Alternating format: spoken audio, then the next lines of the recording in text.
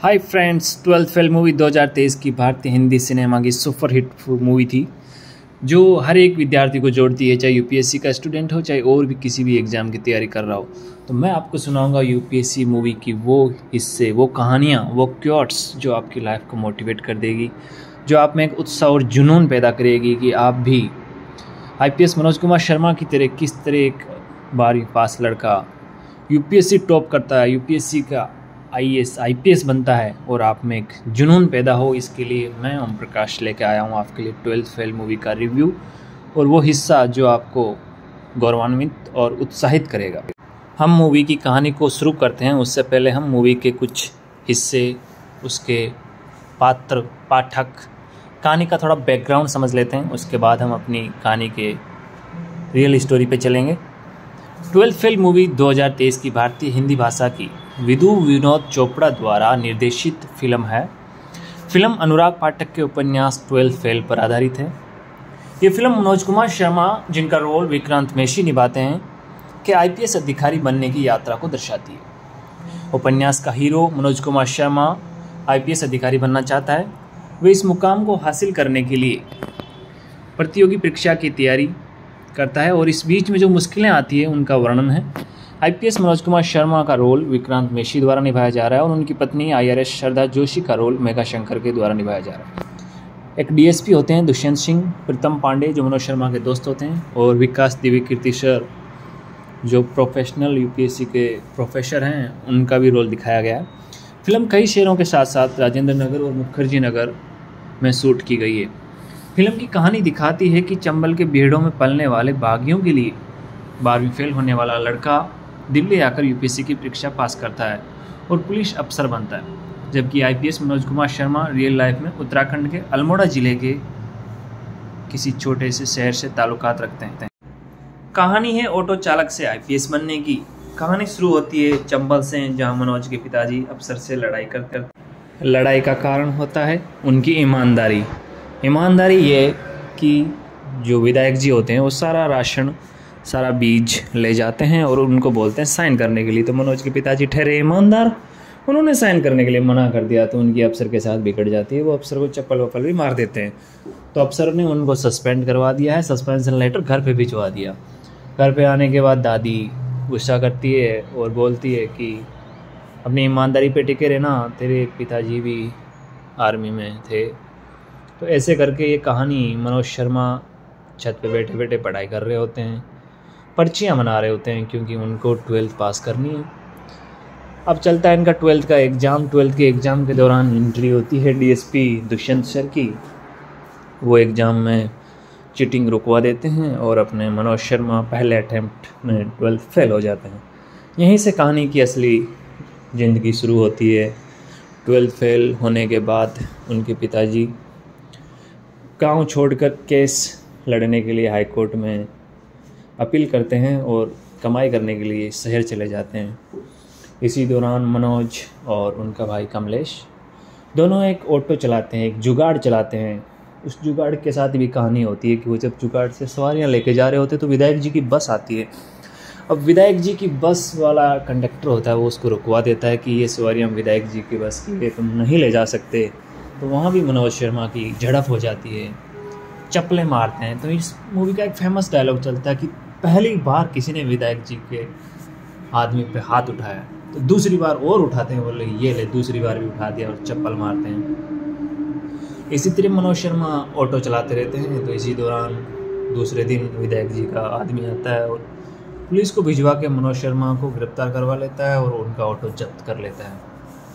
Auto जब्त करने के बाद वहाँ मनोज शर्मा की पुलिस के साथ झड़प होती है। तो पुलिस वाला बोलता है कि जा बुला ला किसी को भी, आज तेरे भाई को मार दूंगा। तो मनोज शर्मा भागता हुआ जाता है डीएसपी दुष्यंत सर के घर। डीएसपी सर सो रहे होते हैं, उनका गार्ड अंदर नहीं घुसने देता है।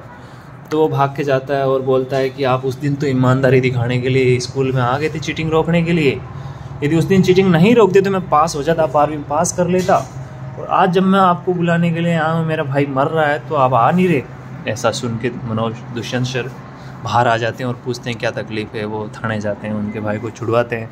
जब वापस घर छोड़ने जाते हैं तब मनोज शर्मा के दिमाग में जो मोटिवेशन पैदा होता है उनकी पावर को देख के, उनकी ईमानदारी को देख के, तो वो दुष्यंत सर से पूछते हैं कि सर आप डीएसपी कैसे बने, मुझे भी डीएसपी बनना है। तो वो उनको बताते हैं कि चीटिंग छोड़नी होगी, जब आप चीटिंग छोड़ दोगे तो सब कुछ हो जाएगा। तो यहाँ से धीरे धीरे मनोज शर्मा चीटिंग छोड़ते हैं, 12th पास करते हैं 3rd डिवीज़न से, और वो ग्रेजुएशन भी कर लेते हैं। तो ग्रेजुएशन होने के बाद वो डीएसपी बनने के लिए ग्वालियर जाने की तैयारी करते। तब उनकी दादी बुलाती है और कहती है ला आजा, मैंने अपनी सेविंग्स के कुछ पैसे बचा रखे हैं और तू जाना और अफसर बन के आना। जब तू वर्दी में आएगा तो तेरे दादाजी बहुत खुश होंगे। तो यहाँ से मनोज शर्मा शहर के लिए निकल जाते हैं, ग्वालियर पहुँचते हैं। जब पहुँचते हैं तो उनको पता लगता है कि उनका बैग चोरी हो गया है और बैग किसी आंटी ने रास्ते में ही उतार लिया। तो वहाँ से वो सारी रात कहीं बाहर सोते हैं। सुबह होती है जब जाके देखते हैं कि पीसीएस के एग्ज़ाम बंद हो गए हैं, गवर्नमेंट का दिवालिया हो गया है। तो जब एग्ज़ाम बंद हो गए, गवर्नमेंट का दिवालिया हो गया, तो वो देखते हैं कि अब क्या करूं, पैसे खर्च हो गए, जो बचे थे वो गुम हो गए, एग्ज़ाम बंद हो गया, अब क्या किया जाए। एक तरीके से पूरी निराशा छा जाती है, जैसे कई लड़कों के साथ होता है, सारे अटेम्प्ट ख़त्म हो जाते हैं, निराश हो जाते हैं। उनको निराश नहीं होना है, मनोज शर्मा की तरह आगे बढ़ते हैं। मनोज शर्मा एक होटल के बाहर खड़े होकर खाने की तरफ देखते रहते हैं और उसको बोलते हैं कि मुझे खाना खिला दो, मैं आपके लिए कुछ काम कर दूँगा। तो यहाँ खाना खाने के बाद जो मनोज शर्मा के दोस्त दिखाए जाते हैं उपन्यास में, मूवी में, उनकी एंट्री होती है प्रीतम पांडे की। उनके साथ वो भी दिल्ली चले जाते हैं, मुखर्जी नगर आते हैं, वहाँ तैयारी करते हैं। देखते हैं कि यहाँ तो बड़ी भीड़ लगी है, यहाँ IAS IPS बनने के लिए तो लाखों लोग आते रहते हैं, जाते रहते हैं, और इन कोचिंग में तो बड़ा पैसा लगता है। तो वो प्रीतम पांडे एक आदमी से मिलते हैं, गौरी भैया, उनके पास जाते हैं। गौरी भैया के 4-5 अटैम्प्ट हो चुके थे और उनका लास्ट अटैम्प्ट था। वो हिंदी मीडियम वाले गांव के लड़कों को काफ़ी प्रोत्साहित करते हैं कि उनके पास पैसा नहीं है, अच्छी कोचिंग नहीं की है, अच्छी कोचिंग कर नहीं पाएंगे, इसलिए वो मोटिवेट करते हैं। उनका खुद का लास्ट अटैम्प्ट है, वो इंटरव्यू हो चुका है और IAS बनने वाले हैं। इसी दौरान वो बताते हैं कि ये UPSC क्या चीज़ है। वो एक सांप सीढ़ी दिखाते हैं और बोलते हैं कि ये स्टार्टिंग 1 से होती है, बीच में आपको सीढ़ी मिलती है, आप सीधा प्रीलिम्स करके ऊपर चढ़ते हैं, फिर आपको सीढ़ी मिलती है, आप मेंस एग्ज़ाम चढ़ते हैं, फिर आपको सीढ़ी मिलती है, आप UPSC 99 पे, जब आप 98 पे सीढ़ी से पहुंचते हैं सांप सीढ़ी में, फिर आपको 99 पे एक सांप होता है, वो डस जाता है, फिर 0 पे ला के रख देता है। तो इसी तरह UPSC का एक शेड्यूल बना हुआ है कि इसमें लाखों 10 लाख प्लस लोग एग्ज़ाम देते हैं, फिर कुछ ही लोग प्री क्लियर कर पाते हैं, उनमें से ही कुछ लोग मेंस क्लियर कर पाते हैं, और लास्ट में 900-1000 के समथिंग IAS IPS बन पाते हैं। तो इसी तरह एक लंबी लड़ाई गौरी भैया बयान करते हैं कि ये क्या चीज़ है, और वो उनको मोटिवेट करते हुए बताते हैं कि आप अपना एग्ज़ाम दो, जब भी कोई तकलीफ़ होती है मुझे बताना। तो अपने मनोज शर्मा फर्स्ट अटैम्प्ट में फ़ेल हो जाते हैं, सेकंड अटैम्प्ट में पास हो जाते हैं, प्री क्लियर कर लेते हैं। प्री क्लियर करने के बाद वो एक वाचनालय में, लाइब्रेरी में काम करने लग जाते हैं, वहाँ लाइब्रेरी में काम करते हैं और पढ़ाई करते हैं। अब प्री क्लियर हो चुका है, मेंस के लिए जब वो एग्ज़ाम दे के बाहर निकलते हैं, मेंस के लिए आपके जो कंपलसरी एग्ज़ाम होते हैं, वो इंग्लिश का एग्ज़ाम दे के जब बाहर निकल रहे होते हैं तो बड़े खुश होते हैं। उनको लग रहा होता है कि मेरा तो मेंस कंपलसरी क्लियर हो जाएगा, क्योंकि कंपलसरी क्लियर होने के बाद ही आपकी कॉपी चेक होती है। तो मनोज शर्मा किसी एक इंग्लिश मीडियम वाले को बताते हैं कि आज तो मेरा तो बहुत अच्छा पेपर हुआ, टेररिज्म इन इंडिया का आया था, ऐसे मैंने पूरा लिख दिया है। तो वो बोलता है भाई ये तो ऐसे आया नहीं। तो वो उनको दिखाते हैं और पता लगता है कि वो टूरिज़्म इन इंडिया आया था। इस तरह मनोज शर्मा अपने सेकंड अटैम्प्ट में भी फेल हो जाते हैं। तो फिर वो एक दिन कोचिंग में एक लड़की से मुलाकात होती है जिसका नाम होता है श्रद्धा, वो भी कोचिंग लेने आई हुई होती है, और वहाँ पे एक सच्चाई दिखाई जाती है कि किस तरह कोचिंग दुष्प्रचार करती है। वहाँ जब वो कोचिंग करने के लिए जाते हैं मनोज शर्मा, तो देखते हैं कि वहाँ किसी दूसरे एक सिलेक्टेड अभिनव सर की फ़ोटो लगी हुई होती है। तो वो उनको बोलते हैं कि मैम ये फ़ोटो आपने ऐसे ही लगा रखी है। तो वो उनको समझाती है कि इसके 1.5 लाख रुपए दिए हैं उनको। जब किसी को 1.5 लाख रुपए देते हैं ना, तो वो परमिशन देता है कि वो अपनी फ़ोटो हमारी कोचिंग में लगा सकते हैं। इसी तरह वहाँ श्रद्धा से मुलाकात होती है और वो पहुँचते हैं। फिर दूसरी मुलाकात लाइब्रेरी में होती है, जहाँ मनोज शर्मा काम भी करते हैं और पढ़ाई भी करते हैं। अब हम चलते हैं दूसरे सीन में, जहाँ विकास देवी कीर्ति सर पढ़ा रहे होते हैं। वो एक क्योट सुनाते हैं कि मेरी इस क्लास में से हज़ारों लड़के पास हुए हैं, IAS IPS बने, लेकिन कुछ एक ही हैं जिनके आने पर मैं चेयर छोड़ देता हूँ। वो ईमानदार लोग हैं जो इस देश को संभाल के रखे हुए हैं, और मैं चाहता हूँ कि आप भी ऐसे ईमानदार बने। और आज जब मैं क्लास में आया हूँ तब मेरे लिए आप खड़े हुए, और जब आप आओ तो मैं आपके लिए खड़ा हूँ। ऐसा विकास देवी कीर्ति सर बताते हैं, और मनोज शर्मा को भी प्रोत्साहित करते हैं कि उन्होंने एक अच्छा ऐसे लिखा है।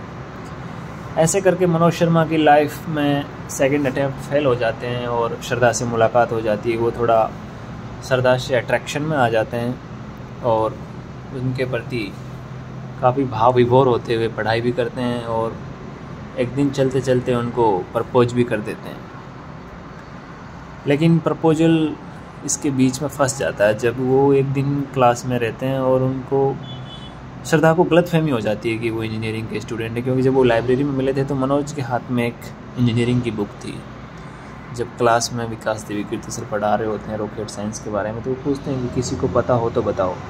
तो श्रद्धा बोलती है कि मनोज बताएगा, और उस टाइम मनोज खड़ा होकर बोलता है कि मैं तो सर हिंदी मीडियम BA का स्टूडेंट हूँ, साइंस के बारे में नहीं पता। तो वहाँ श्रद्धा को काफ़ी नीचे देखना पड़ता है और वहाँ से वो गुस्सा हो जाती है, और वो खुद डिप्टी कलेक्टर की एग्ज़ाम को पास कर रखी होती है। इंटरव्यू के लिए वो मसूरी चली जाती है। इस दौरान मनोज शर्मा काफ़ी हताश हो जाते हैं।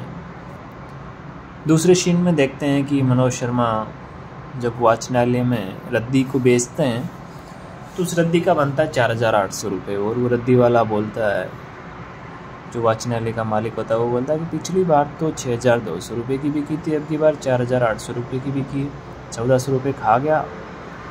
तो मनोज शर्मा की तरफ इशारा करते हुए बोलते हैं कि देखो इनके अभी से ये हालात हैं, चोर का बच्चा अभी से मेरे 1,400 रुपये खा गया तो IAS बन के देश का क्या हाल होगा। तो मनोज शर्मा गुस्सा हो जाते हैं, उस पर चप्पल मारते हैं, और वहाँ से वो वाचनालय की नौकरी भी छोड़ देते हैं। फिर वो कुछ टाइम के लिए वहाँ से गायब हो जाते हैं और एक आटा चक्की में काम करते हैं, जहाँ पे वो दिन रात आटा चक्की चला के मेहनत करते हैं। मेहनत करने के साथ साथ ही पढ़ाई करते हैं और तीसरे अटैम्प्ट की तैयारी करते रहते हैं। ऐसे करके उन्होंने कई अटैम्प्ट दे दिए। अब तीसरे अटैम्प्ट के दौरान पता लगता है कि गौरी भैया भी फेल हो चुके हैं। अब गौरी भैया ने वहाँ पे एक टी स्टॉल लगाया जिसका नाम रखा रीस्टार्ट टी स्टॉल। उन्होंने बताया कि अब जो भी बंदे हिंदी मीडियम गांव वाले लोग होंगे उनको मैं फ्री में पढ़ाऊँगा, लेकिन पैसे चाय के लूँगा। तो इस तरह उनका टी स्टॉल चलने लगता है। वो गौरी भैया मनोज शर्मा को काफ़ी मोटिवेट करते हैं और पढ़ने के लिए उत्साहित करते हैं कि तुम कुछ कर सकते हो, मैं नहीं कर पाया तो क्या हुआ, मैं चाहता हूँ कि तुम लोग करो। ऐसे करके मनोज शर्मा पढ़ने लग जाते हैं, काफ़ी हार्ड वर्क करते हैं। इसी दौरान श्रद्धा वापस अपने गांव चली जाती है, और इसके दौरान प्रीतम पांडे बार बार फेल हो रहे हैं अपने 2-3 अटैम्प्ट में। अपने पिताजी से सॉरी बोलते हैं कि मैं नेक्स्ट टाइम कर लूँगा। इसके साथ ही अपने मनोज शर्मा थोड़े विचलित हो जाते हैं, वो श्रद्धा के प्यार में डूब जाते हैं। तो वो चाहते हैं कि वो श्रद्धा से मिलने जाएं। वो उनके गांव पहुंचते हैं, जाके देखते हैं कि वो घर पे है नहीं, किसी शादी में गए हुए हैं। घर पे वो अपने लैंडलाइन से बात करवाते हैं तो वो बोलते हैं कि आप यहाँ से चले जाओ, और वो वहाँ से वापस लौटते हैं। और मनोज को कुछ समझ नहीं आ रहा कि वो क्या करें, बार बार फेल भी हो रहे हैं, प्यार ने भी ठुकरा दिया है। तो वो एक बार फिर अपने गाँव की तरफ आते हैं। जब गांव आके देखते हैं तो कि उनकी दादी उनको नहीं दिखाई देती है, तो बहुत दुखी हो जाते हैं। अपनी माँ से पूछते हैं कि आपने मुझे बताया क्यों नहीं, दादी चले गए। तो माँ बोलती है कि दादी ने कहा था कि उनको तंग मत करना, वो अफसर बन के आएगा। ऐसे करके वो फिर से दुखी हो जाते हैं और देखते हैं कि घर में दादी भी नहीं रही और मैं अफसर भी नहीं बन पाया, अब क्या करूँगा। ये सब सोच के वो हैरान परेशान वो देखता है कि घर के हालात बहुत ज़्यादा ख़राब हो रहे हैं। जो गायें थी वो भी मम्मी ने बेच दी है, और अब मम्मी वहाँ काम करती है, जिसको गायें दी थी उनको चराने के लिए जाती है। घर में पैसे भी नहीं हैं, संभालने के लिए दादी भी नहीं रही। तो इन सब बातों को, आर्थिक हालातों को देखते हुए वो दुखी मन से फिर से वापस दिल्ली मुखर्जी नगर आ जाता है और वहाँ फिर से उस चक्की में दिन रात मेहनत में लग जाता है, दिन रात चक्की चलाता है, फिर पढ़ाई करता है। इस तरह मनोज शर्मा अपनी पढ़ाई को जारी रखते हुए उसी के दूसरे सीन में हम देखते हैं कि मनोज के पिताजी उस चक्की पे पहुंच जाते हैं और काफ़ी दुखी होते हुए बोलते हैं कि मनोज, अब मैं भी थक चुका हूँ, तू भी यहाँ परेशान हो रहा है, अब मेरी भी ईमानदारी जवाब दे चुकी है, चल हम फिर से गांव चलते हैं, मैं नहीं जीत पा रहा हूँ उसके खिलाफ़।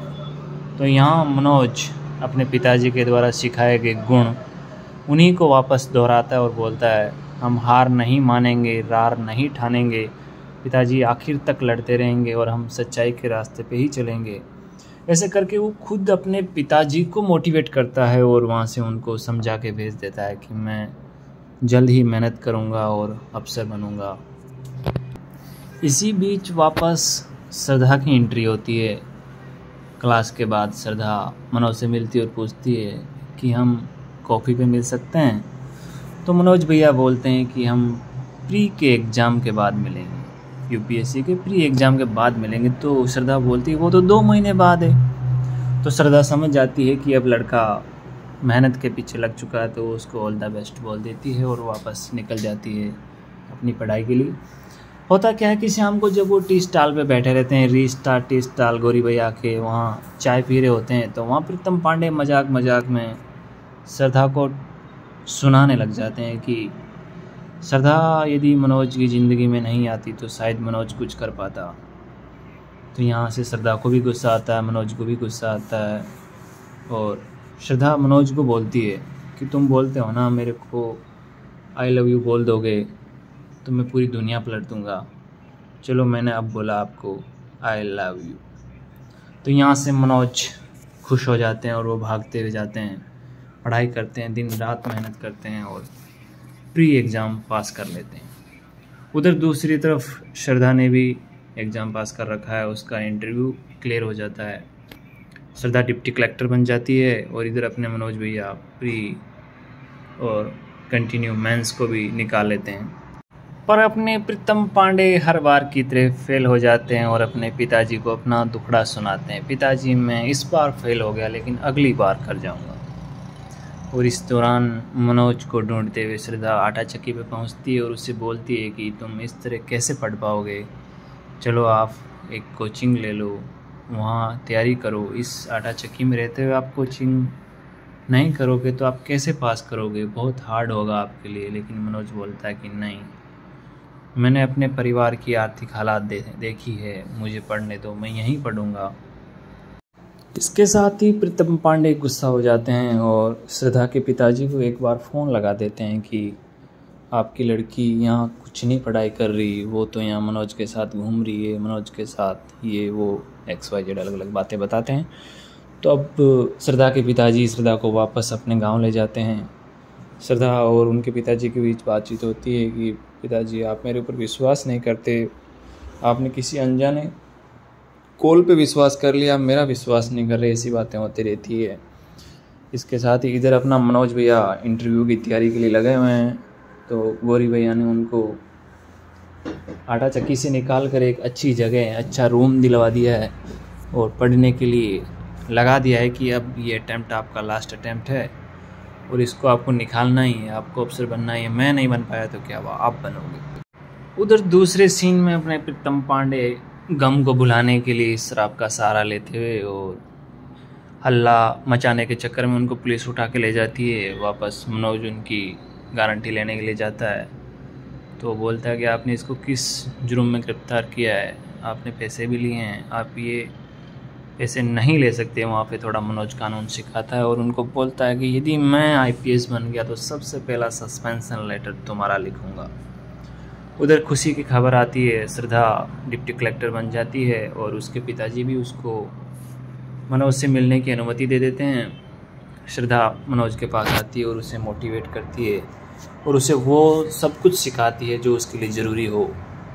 श्रद्धा यहाँ पर एक अच्छे पार्टनर का, अच्छे दोस्त का रोल निभाती है और मनोज को तैयार करती है इंटरव्यू के लिए, उसकी हेयर स्टाइल, उसके लिए कपड़े, जूते, वो सब कुछ जो एक IPS IAS के इंटरव्यू के लिए ज़रूरी होता है वो सब कुछ करती है।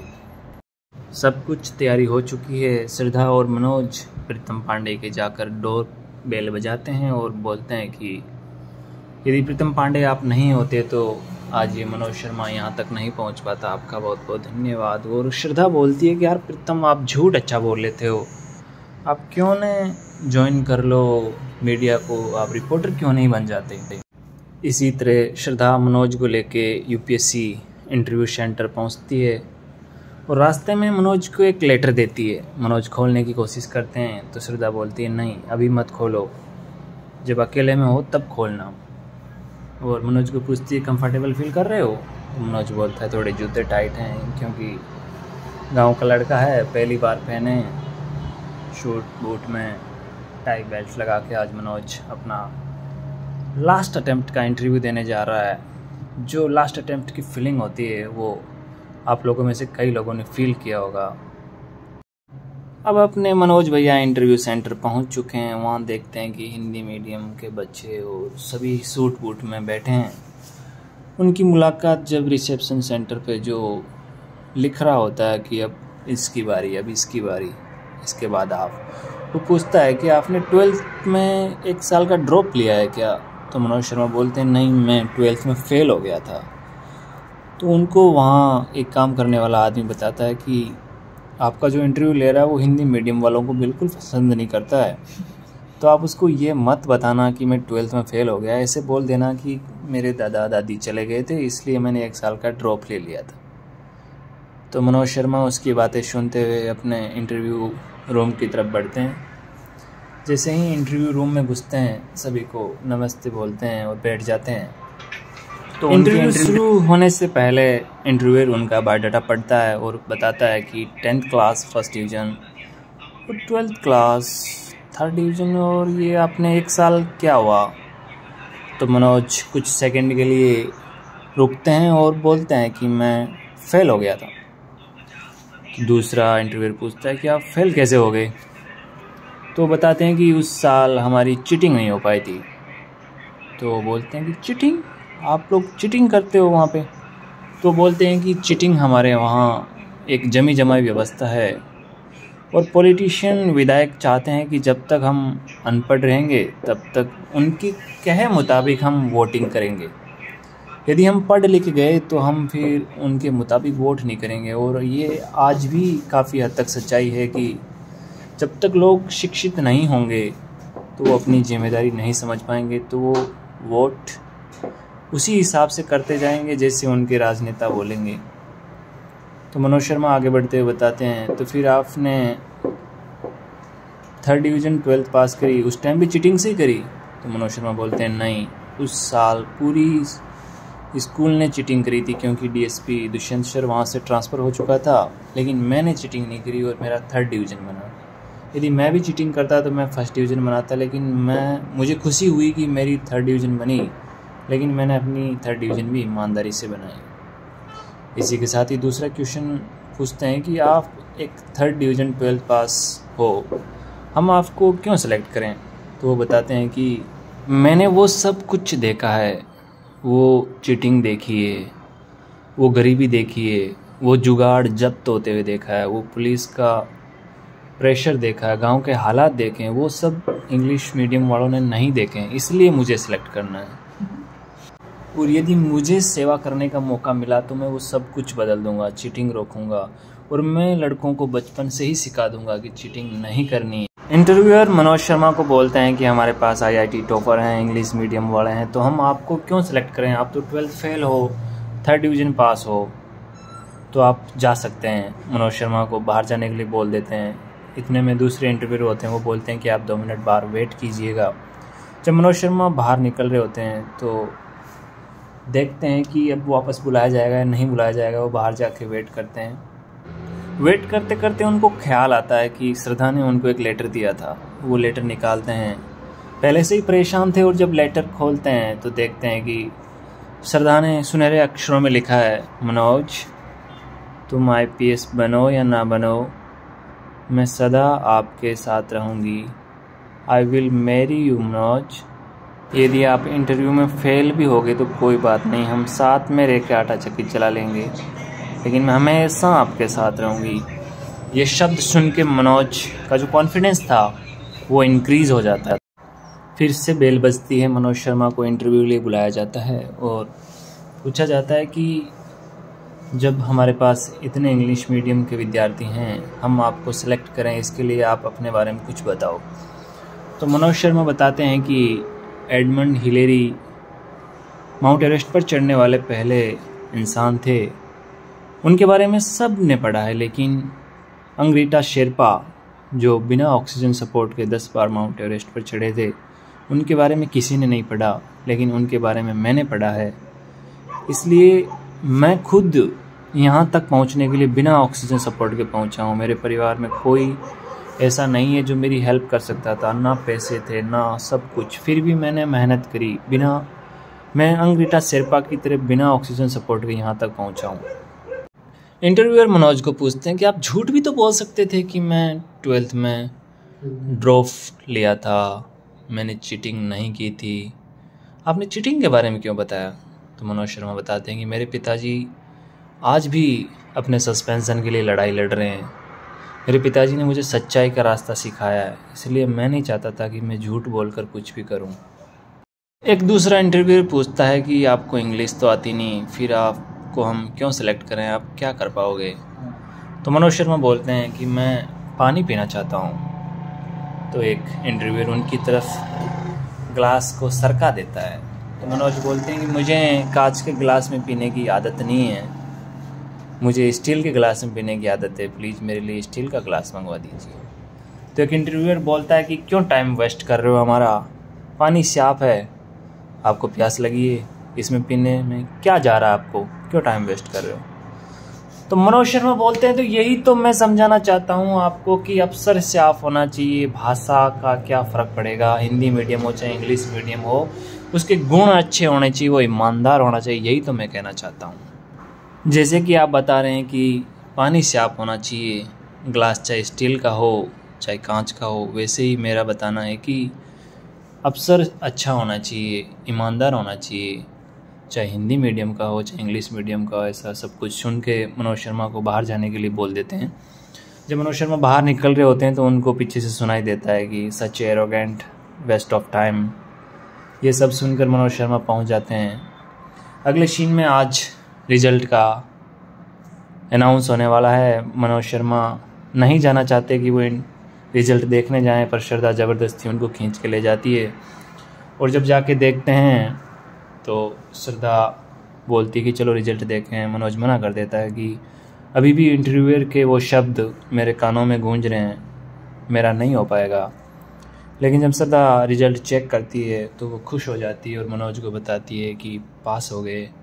इसी दौरान अगले सीन में अपने प्रीतम पांडे कैमरा हाथ में लिए हुए और पहुंचते हैं और रिकॉर्डिंग स्टार्ट करते हैं। 12th फेल, टॉयलेट स्वीपर, मेरा दोस्त मनोज पांडे आज IAS बन चुका है, ऐसी रिकॉर्डिंग चल रही होती है। उसी दौरान वो कोचिंग की लेडी आती है और आके मनोज शर्मा को बोलती है, साइड में जाके बोलती है कि ये लो 1.5 लाख रुपए और कैमरे में बोल दीजिए कि मैंने आपकी कोचिंग से कोचिंग ली है, इससे हमारा प्रचार हो जाएगा। तो मनोज शर्मा उस टाइम उसको बताते हैं कि उस दिन भी मैंने आपको बोला था और आज भी बोल रहा हूँ कि मैं वो सब नहीं पसंद करता जो झूठ की बुनियाद पे टिका हुआ हो। तो कोचिंग वाली लेडी कैमरा बंद करवा देती है और कट कट बोल के वहाँ से निकल जाती है। इस दौरान मनोज शर्मा अपने घर पे बात करते हैं। माताजी बहुत खुश होते हैं, भाई बहन सब खुश हो जाते हैं। उसके पिताजी भी बात करते हैं और थोड़ी सी बात करने के बाद भागने लगते हैं। तो वो पूछते हैं कि पापा कहाँ गए? तो वो बोलते हैं कि पापा उस चौहान को बताने गए हैं कि उसने एक IPS के बाप से पंगा लिया है। ये सब चल रहा होता है। मनोज और श्रद्धा गले लग जाते हैं। ये कहानी हमें सिखाती है कि एक अच्छा पार्टनर हो तो आप क्या कर सकते हो। आपके पास एक जुनून हो, जोश हो, तो आप वो सब कुछ कर सकते हो जो आपने प्लान किया है। आपने ड्रीम में जो सोचा है वो सब कुछ कर पाओगे। हम ज्ञान की कमी या संसाधन की कमी के कारण असफल नहीं होते। हमारी असफलता का कारण है दृढ़ निश्चयता की कमी। अपने जोश और जुनून को बनाए रखिए और अपने सपनों पर काम कीजिए। इसी के साथ मैं आपसे विदा लेना चाहूँगा और इसी तरह की लेटेस्ट मूवीज़ का रिव्यू आप अपने कम समय में सुनने के लिए मुझे लाइक और सब्सक्राइब कीजिए। Thank you.